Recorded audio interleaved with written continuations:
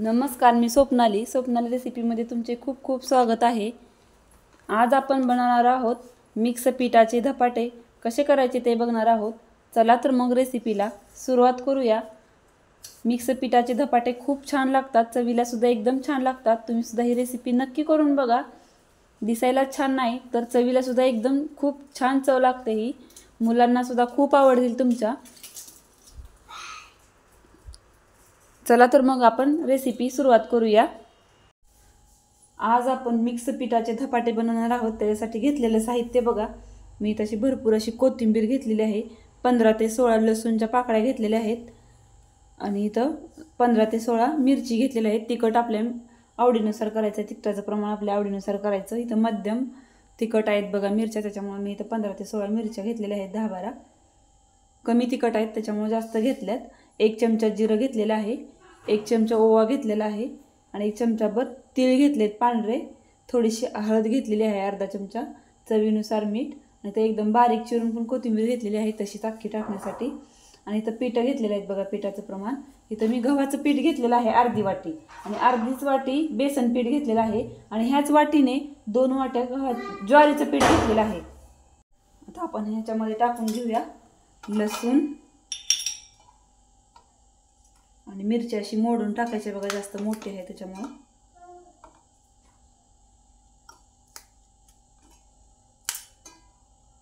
मिरच्या मोडून टाकलेल्या आहेत। आता ह्याच्यामध्ये टाकायचे कोथिंबीर,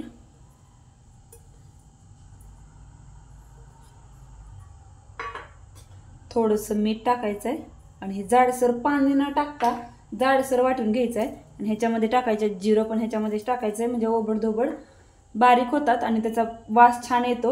तर आता आपण हे पाणी न घालता जाडसर ह्याचं वाटण करून घेऊया बघा। इथं आपण जाडसर वाटण करून घेतलेलं आहे, वास तर खूप छान येतो ह्या वाटणाचा। तर आता आपण पीठ मळायला घेऊया।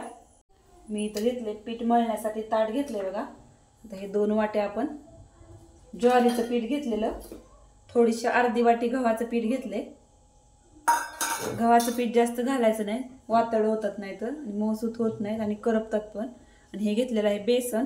ही सगळी पिठं मी चाळून घेतलेली आहेत बघा। अर्धी वाटी घेतलेलं आहे बेसन।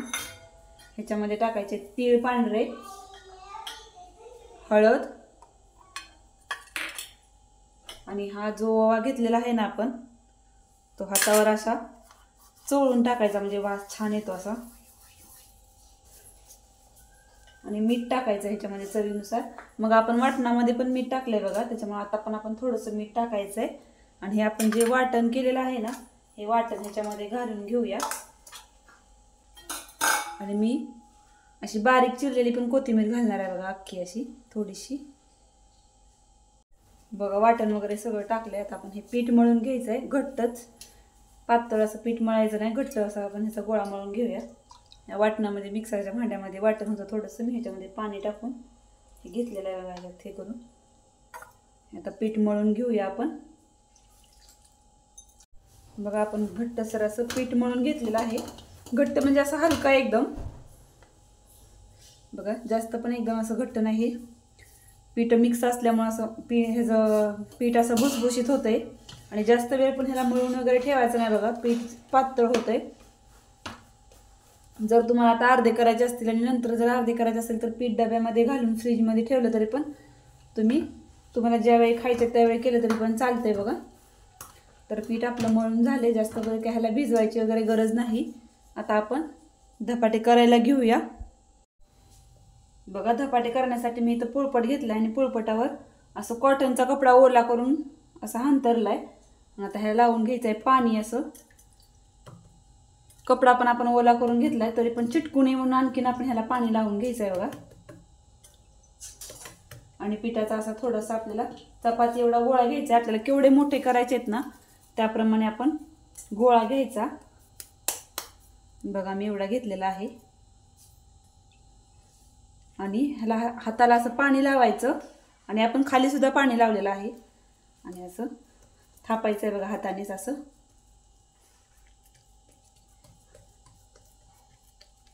आपल्याला पातळ आपण असे हे लाटून थापून घ्यायचे हातानं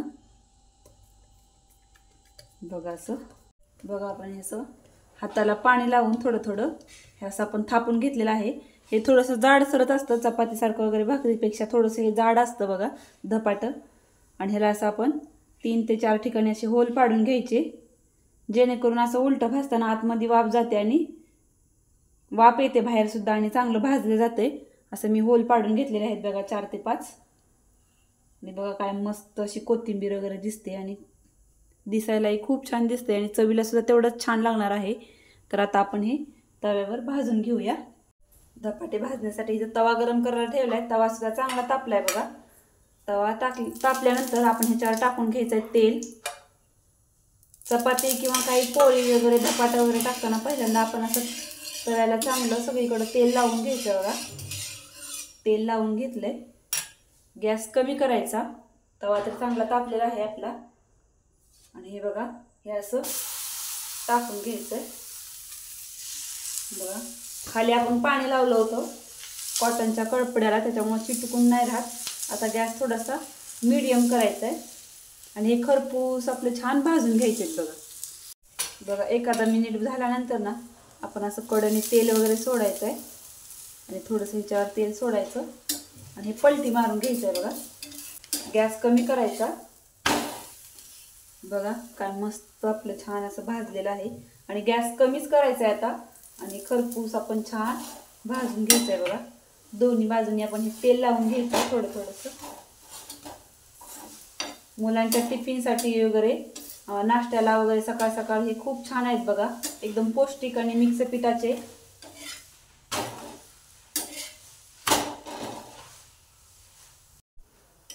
बघा सर्व धपाटे आपले असे करून झालेले आहेत बघा. गॅस आता आपण बंद करायचा आहे. बघा गरमागरम धपाटे आपले तयार झालेले आहेत आणि दह्यासोबत खूप छान लागतात बघा. गरम गरम धपाटे आणि दही खूप छान लागतात. तुम्ही सुद्धा नक्की करून बघा. काय एकसारख्या रंगावर बघा आपण असे खरपूस असे भाजलेले आहेत दोन्ही साईडने बघा. आणि पातळ पण झालेले आहेत. एकदम जाड पण करायचे नाहीत जास्त आणि एकदम पातळही करायचे नाहीत, मीडियम करायचे. तुम्ही सुद्धा ही रेसिपी नक्की करून बघा आणि कशी वाटली कमेंट करून सांगा. आणि आमच्या चॅनलला सबस्क्राईब करा. असे सबस्क्राईब केल्यामुळे तुम्हाला असे नवीन नवीन व्हिडिओचे नोटिफिकेशन येत राहील.